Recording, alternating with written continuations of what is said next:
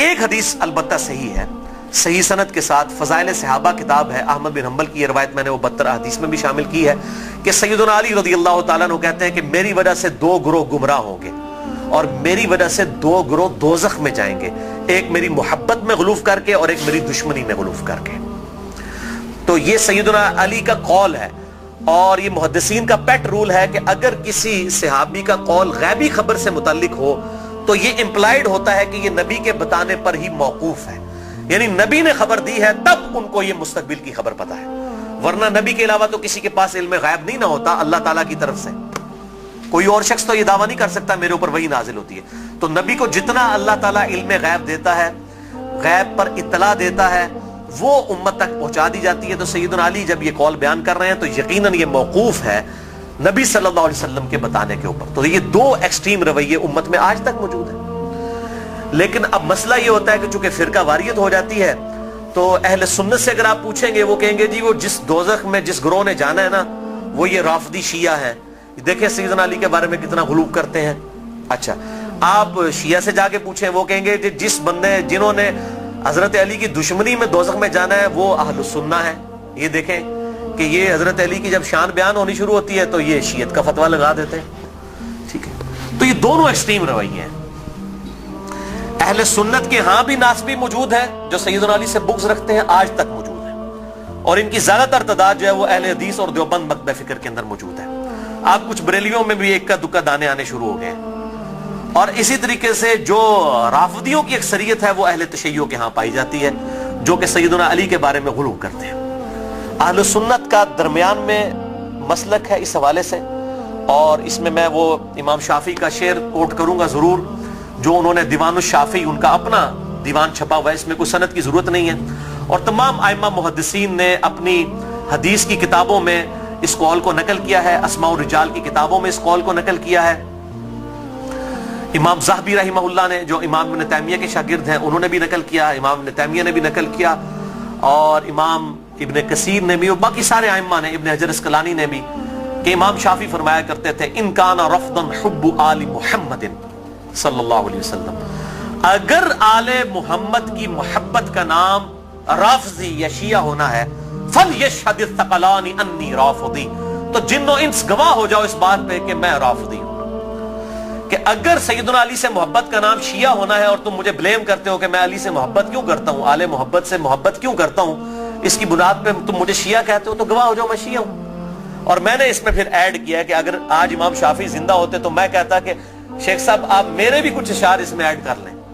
آپ نے تو کہا نا کہ اگر اہل بیت کی محبت کا نام رافضی یا شیعہ ہونا ہے تو میں ہوں رافضی، تو میں یہ کہتا ہوں کہ اگر نبی صلی اللہ علیہ وسلم کی محبت کا نام اگر وہ غلوف کے درجے میں نہ ہو، بریلوی ہونا ہے تو میں بریلوی ہوں۔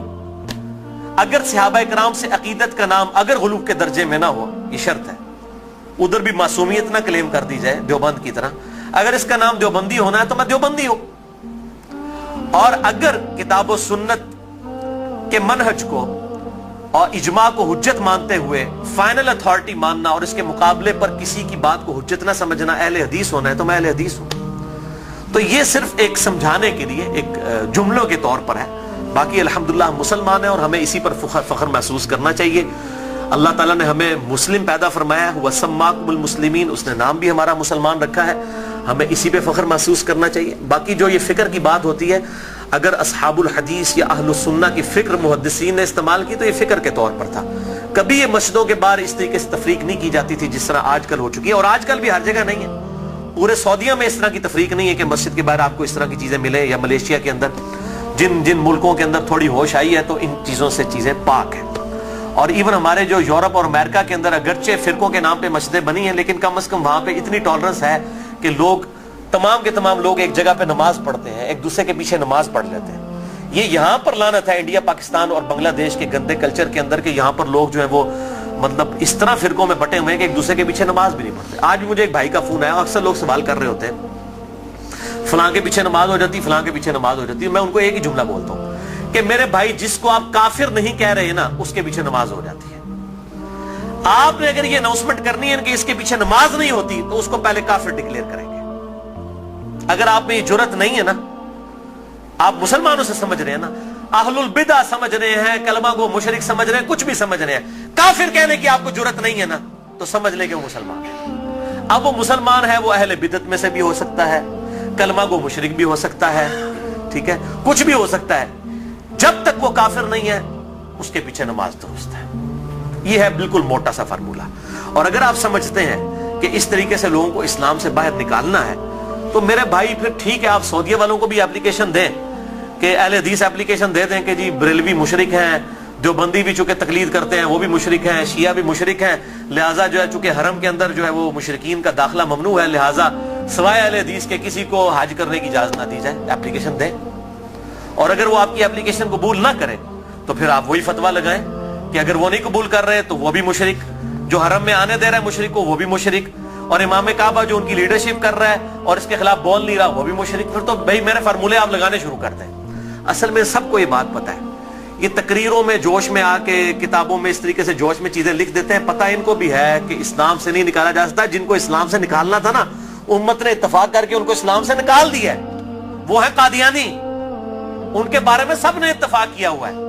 अगर कोई कादियानियों के अलावा किसी मुसलमान के फिरके को जो इंडिया पाकिस्तान बांग्लादेश में पाया जाता है काफिर समझता है, तो भाई एप्लीकेशन पुट करे, आप देखें जरा फिर इनके साथ होती क्या है। अहले हदीस के खिलाफ पुट करेंगे ना, वो सारों के बाबों का चट्टा बट्टा खोल देंगे।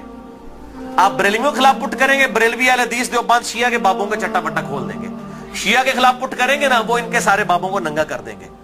देवबंदियों के खिलाफ बात करेंगे, वो इनके बाबों को नंगा कर देंगे। क्यों? कि सबके पास थोक के हिसाब से एक दूसरे के खिलाफ गुमराहकुन नजरियात जो है ना किताबों के अंदर मौजूद है। ठीक है, ये इतना सीधा मामला नहीं है इसको जिस तरीके से समझा जाता है। तो ये मेरे भाइयों बहुत क्रिटिकल इशू है। जिसको आप काफिर नहीं कह रहे उसके पीछे आपकी नमाज बिल्कुल दुरुस्त है।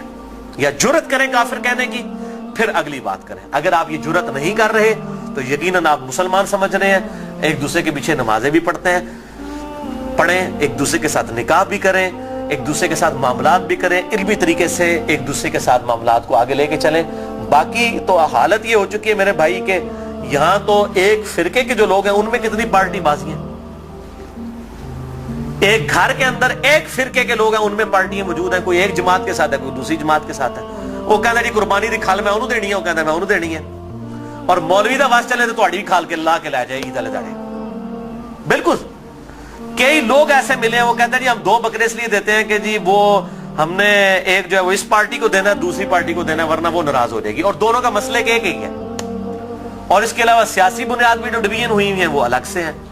तो डिवीजन तो बहुत ज्यादा है। और फिर कहते हैं जी वो हम आपस में एक दूसरे को गुमराह तो नहीं समझते, गुमराह नहीं समझते। तो मेरे भाई एक दूसरे का इस लेवल तक आप रद्द करते हैं कि मस्जिदें छीन लेते हैं एक दूसरे से। अगर गुमराह समझ रहे तो तभी मस्जिद छीनते हैं ना। मस्जिद क्यों छीनी जाती है कि मेरे वाले करें? तो या सीधा सीधा पब्लिक को बताएं कि ये मस्जिद जो है ये हमारे चंदे बटोरने के अड्डे हैं। तो चूंकि इधर से हमने चंदे बटोरने होते हैं, आपकी चमड़ियां उतारनी होती हैं, इसलिए हम मस्जिदें आपसे छीन रहे होते हैं। तो बताएं पब्लिक को, यही बात हो सकती है ना। तो या फिर अगर ये नहीं कह रहे तो आप फिर ज़ाहिर है दूसरों को गुमराह समझ रहे हैं। गन पॉइंट के ऊपर एक दूसरे की मस्जिदें छीनते हैं, लड़ाइयां करते हैं, और फिर कहते हैं जी हम एक ही हैं। कोई एक नहीं होते मेरे भाई। देवबंद का ममाती गिरोह, हयाती गिरोह, इतने एक्सट्रीम इख्तिलाफात हैं आप सोच भी नहीं सकते। बरेलवियों के अंदर आप आ जाएं, दावत इस्लामी को देख लें और डॉक्टर तैयब कादरी साहब और सैफियों की पार्टी जमीन आसमान की इख्तिलाफात है। अहले हदीस के अंदर आप आ जाएं, वहां पे जमात दावा को देख लें, जमीयत अहले हदीस को देख लें, जमीन आसमान की इख्तिलाफात है। मैं तो मतलब जिन्होंने कहते ना कि पंजाबी मुहावरा दाइयां को नहीं टेढ़ छुपे होते हैं। मैं तो सारे नाल रहा, मुझे तो पता है इनकी सबकी क्या सूरत हाल है। चंदों की बुनियाद के ऊपर लड़ाइयां होती हैं और बाज़ औक़ात जो है वो असला तक निकाल लिया जाता है, मस्जिदों के ऊपर कब्जा कर लिया जाता है, मस्जिदें बंद हो जाती हैं। हमारे खुद इस्लामाबाद में एक अहले हदीस की मस्जिद 1 साल तक बंद रही है, सिर्फ 2 पार्टियों के झगड़े की वजह से। और फिर अल्टीमेटली जो है वो बड़ी मुश्किल के साथ इशू जो है वो रिजॉल्व हुआ। और इस हद तक हो गई कि इमाम मस्जिद को धमकी लगाई जाती थी, अगर तूने उधर जाके इमामत कराई ना तो तेरी लता बांध देंगे, इस लेवल तक। और उस मस्जिद के दाएं तरफ एक पार्टी ने खैमा लगाया, बाईं तरफ एक पार्टी ने खैमा लगाया, दोनों जो है वो नमाजें पढ़ा रहे हैं और दोनों ने अब स्पीकर लगाए हुए हैं और एक दूसरे की तरफ रुक किए हैं, नमाजी अंदर 4-5 ने। ये हालत है मौलवियों की। तो मैं ये समझता हूं कि इस्लाम के खिलाफ सबसे बड़ी साजिश जो है ना ये उलमा है। और ये बात मेरी बुरी ना मानिएगा, सूरह अल-अराफ के अंदर अल्लाह ताला ने आयत नंबर 175 آنورڈ اگر آپ پڑھنا شروع کریں گے تو اللہ تبارک و تعالی نے علماء سو کی مثال جو ہے کتے کی سی دی ہے. اللہ تعالیٰ فرماتا ہے یہ جو علماء، بلعام بن باورا ایک بہت بڑا عالم تھا یہودی، اس کی مثال اللہ تعالیٰ نے دی ہے کہ اس کی مثال کتے کی سی ہے کہ اس کو کوئی چیز ملتی ہے تب بھی یہ زبان ہانپتا رہتا ہے، نہ ملے تب بھی ہانپتا رہتا ہے، کہ وہ لالچی ہے نا. یعنی کتے کا کام یہ ہے کہ وہ لالچ میں زبان باہر نکال کے رکھے، چاہے پیٹ بھرا ہوا ہو یا نہ ہو. علماء کی مثال اللہ تعالیٰ نے کتے کی دی ہے قرآن حکیم کے اندر. آپ اندازہ کریں کتنی سخت مثال ہے. ہم بھی یہ بات کرتے ہیں، پنجابی ایک محاورہ ہے کتی چورا نہ رلی ہے، سنے ہیں نا. یعنی چور سے بچانے کے لیے، گھر کی حفاظت کے لیے کتا رکھا جاتا ہے.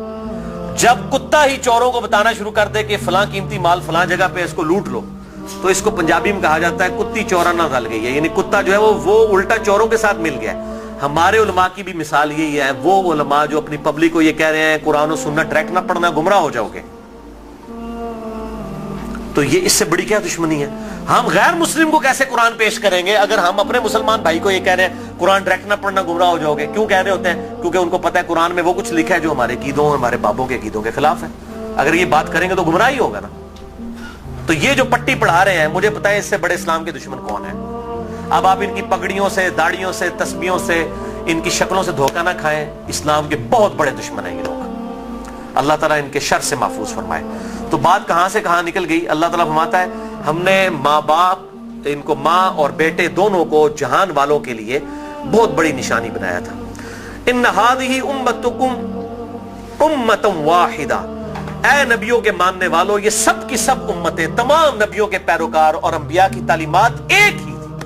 وَأَنَا رَبُّكُمْ فَاعْبُدُونَ، اور میں تمہارا رب ہوں پس میری ہی عبادت کرو. یعنی عیسیٰ، موسیٰ، ابراہیم، نوح علیہم السلام اور محمد رسول اللہ صلی اللہ علیہ وسلم یہ ایک ہی درخت کی شاخیں ہیں، ایک ہی درخت کے پھل ہیں. یہ کوئی ڈیفرنٹ تعلیمات نہیں ہے، بنیادی عقائد سیم ہے. ہاں وقت کے ساتھ ساتھ اللہ تعالیٰ نے شریعت کے اندر کچھ تبدیلی کی، لیکن بنیادی عقیدہ توحید سب کا سب ایک، اور وہی اللہ تعالیٰ نے بات کر دی. وَأَنَا رَبُّكُمْ، اور میں ہوں تمہارا رب، فَاعْبُدُونَ، پس میری عبادت کرو. وَتَقَطَّعُوا أَمْرَهُمْ بَيْنَهُمْ، مگر لوگوں نے پارا پارا کر دیا آپس میں دین کو. کُلٌّ إِلَيْنَا رَاجِعُونَ، سب کے سب کو لوٹ کر ہمارے پاس آنا ہے. اللہ تعالیٰ فرماتا ہے ہم نے ایک دین دیا تھا لیکن لوگوں نے فرقے بنا لیے. ایک تو یہ انبیاء کے نام پر یہ تقسیمیں ہوئی، اور بعد میں پھر نبیوں کے ماننے والوں میں بھی بزرگوں کے نام پہ تقسیمیں ہو گئی. یعنی آج عیسائی، یہودی اور مسلمز نبیوں کے نام کے اوپر اپنے آپ کو ڈیوائیڈ کیا ہوا ہے نا، حالانکہ تعلیمات ایک ہے. اور ہم کیوں اپنے آپ کو بہتر سمجھتے ہیں؟ ہم کسی نبی کا ڈینائی نہیں کرتے. لا نفرق بین احد من رسلی، ہم ایمان لانے میں کسی نبی میں فرق نہیں کرتے. لیکن یہودیوں کو دیکھیں، حضرت عیسیٰ کا انکار کرتے ہیں، محمد رسول اللہ کا انکار کرتے ہیں صلی اللہ علیہ وسلم. عیسائیوں کو دیکھیں، حضرت موسیٰ کو بھی مان رہے ہیں، حضرت عیسیٰ کو بھی مان رہے ہیں، ہمارے نبی کا انکار کر رہے ہیں. تو انہوں نے اپنی پگڈنڈی الگ کر لی ہے. اور ہمیں کیا تعلیم دی گئی کہ ہم عیسیٰ علیہ السلام کو بھی ویسا ہی پیغمبر مانتے ہیں جس طرح کہ اپنے محبوب صلی اللہ علیہ وسلم کو مانتے ہیں. ہمارے نزدیک نبی صلی اللہ علیہ وسلم کا انکار کرنے والا بھی ویسے ہی کافر ہے جس طرح کسی ایک پیغمبر کا انکار کرنے والا کافر ہے. سیم یہ اللہ تعالیٰ نے. لیکن پھر امت کے اندر کیا ہوا؟ نبی صلی اللہ علیہ وسلم تو چلے گئے، اور آپ صلی اللہ علیہ وسلم کے بعد وقت جب گزرتا گیا، لوگوں نے اپنے بزرگوں، بابوں کے نام کے اوپر فرقے کھڑے کرنا شروع کر دی. اس میں بزرگوں کا قصور نہیں تھا. یعنی امام حنیفہ، امام شافعی، امام احمد بن حنبل، امام مالک رحمہم اللہ اجمعین علیہم السلام رضی اللہ عنہم اجمعین، ان کا کوئی قصور نہیں ہے. انہوں نے کہیں نہیں کہا کہ ہمارے ناموں کے اوپر آپ فرقے بنائیں، اپنے ہمارے ناموں کے اوپر چیزوں کو ڈیوائیڈ کر دیں. ان کی کہیں یہ تعلیمات نہیں تھی. ان کی تعلیمات تو یہ تھی کہ اللہ اور اس کے محبوب صلی اللہ علیہ وسلم کو فالو کیا جائے، اللہ اور اس کے محبوب صلی اللہ علیہ وسلم کی تعلیمات کو لے کر چلا جائے. انہوں نے کہیں نہیں کہا کہ ہمارے ناموں کے اوپر آپ فرقے بنا لیں. تو میں ان کو کنڈیم نہیں کر رہا. آج جب ہم عیسائیوں کو کنڈیم کرتے ہیں، معاذ اللہ استغفر اللہ، ہمیں کبھی گمان بھی نہیں ہوتا کہ حضرت عیسیٰ علیہ السلام کی ہم توہین کر رہے ہیں. ہم تو کہہ رہے ہوتے ہیں کرسچینٹی غلط ہے، عیسیٰ علیہ السلام تو وجیہن فی الدنیا والآخرہ، ان کا کون انکار کر سکتا ہے؟ ان سے تو ہم محبت کرتے ہیں، ان کی محبت کو ہم اپنے ایمان کا حصہ سمجھتے ہیں. لیکن ان بزرگوں کے نام کے اوپر فرقے بننا شروع ہوئے. پھر آگے چلتا رہا کام یہاں تک پہنچا کہ اب آپ دیکھیں کہ اس حالت تک بگاڑ آ چکا ہے کہ انڈیا پاکستان کے اندر ایک امام حنیفہ رحمہ اللہ کے نام پہ فرقہ بنانے والے لوگوں کی اپنی حالت یہ ہوگی ہے، انہوں نے اپنے ادھر جو 14ویں صدی کے 2 بابے تھے ان کے نام کے اوپر فرقے بنا لیے، بریلوی اور دیوبندی. دونوں اپنے آپ کو حنفی کہہ رہے ہیں. دونوں اپنے آپ کو کہہ رہے ہیں کہ ہم امام حنیفہ کے پیروکار ہیں، اور دونوں ایک دوسرے کو ماشاءاللہ کافر بھی سمجھتے ہیں، گستاخ رسول بھی سمجھتے ہیں، مشرک بھی سمجھتے ہیں، ایک دوسرے کے پیچھے نمازیں پڑھنے کے قائل نہیں ہیں، اور اسی نام کے اوپر انہوں نے مسجدیں بھی الگ کر لی ہوئی ہیں، اور اس حد تک کہ آپ مسجد کے بارے میں دیکھتا ہوں لکھا ہوتا ہے اہل سنت والجماعت، بریکٹ میں لکھا ہوتا ہے حنفی، پھر آگے مزید بریکٹ لگائی ہوتی ہے دیوبندی. یعنی آپ دیکھیں کہ کس لیول تک ڈیوائیڈ کر دیا، کس لیول تک ڈیوائیڈ کر دیا امت کو. تھوڑا آگے ہو جائے، آگے ہو جائے، آگے ہو جائے.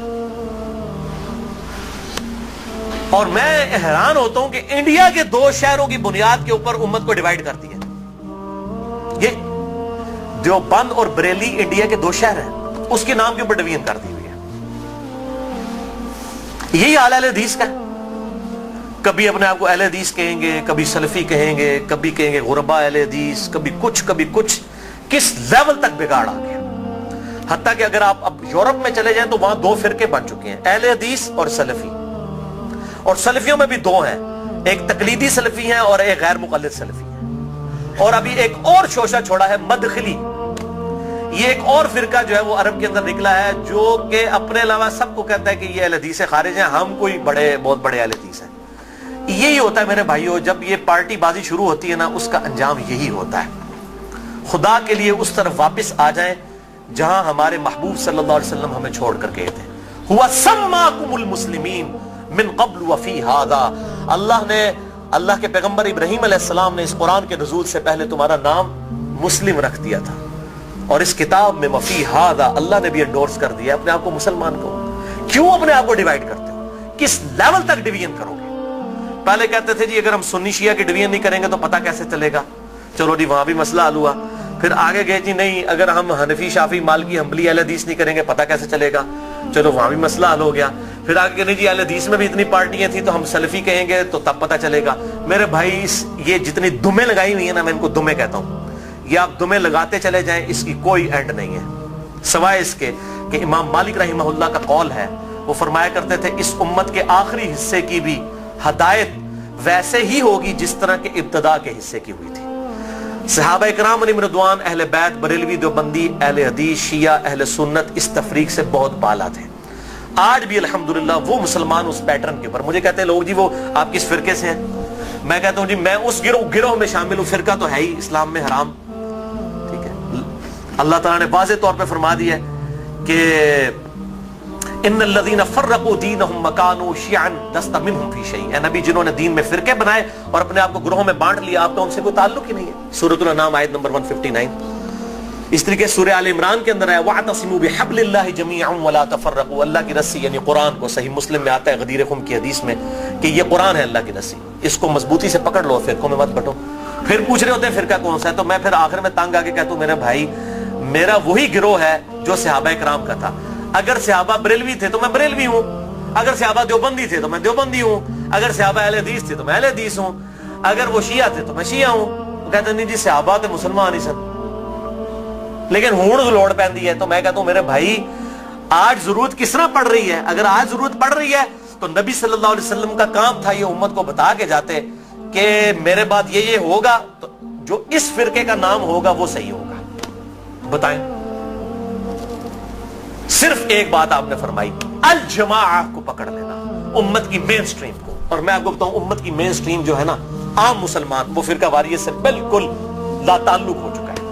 اور خصوصاً ابھی جو نیو مسلم ہے وہ اپنے آپ کو مسلمان محسوس کرنے میں ہی فخر محسوس کرتے ہیں الحمدللہ. تو اللہ تعالی ہمیں توحید پر بھی کاربند رکھے اور توہین رسالت سے بھی بچائے. نبی صلی اللہ علیہ وسلم کی سچی عقیدت نصیب فرمائے.